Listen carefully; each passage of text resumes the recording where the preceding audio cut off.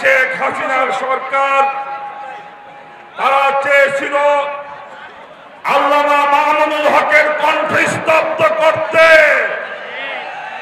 খুনি শেখ হাসিনা চেয়েছিল মাওলানা মামুনুল হককে কারাগারে বন্দী রেখে জনগণের হৃদয় কোঠা থেকে মুছে দিতে। আমি জিজ্ঞাসা করতে চাই, শেখ হাসিনা কি দেশে আছে না পালায় গেছে? কোথায় পালায় গেছে? শেখ হাসিনা এত অন্যায় কাজ করেছে, আজকে বাংলাদেশের 1 ইঞ্চি মাটি তাকে গ্রহণ করতে রাজি হয় না।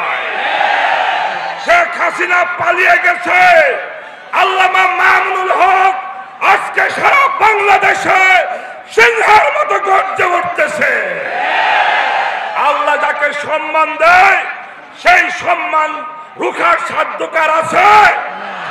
অতএব মামুনুল হক বাংলাদেশে আছে, শেখ হাসিনা বাংলাদেশ থেকে পালিয়ে গিয়েছে। সংগ্রামী ভাইরা আমার, আমরা আগামীতে সুন্দর বাংলাদেশ গড়তে চাই, ইনসাফ ভিত্তিক বাংলাদেশ গড়তে চাই। এই জন্য প্রয়োজন আল কোরআনের শাসন ব্যবস্থা। তাই আমি আপনাদেরকে আহ্বান করব, বাংলাদেশ খেলাফত মজলিসের পতাকা তলে শরীক হয়ে মাওলানা মামুনুল হকের নেতৃত্বে আপনারা মাদারীপুরে কাজ করবেন ইনশাআল্লাহ।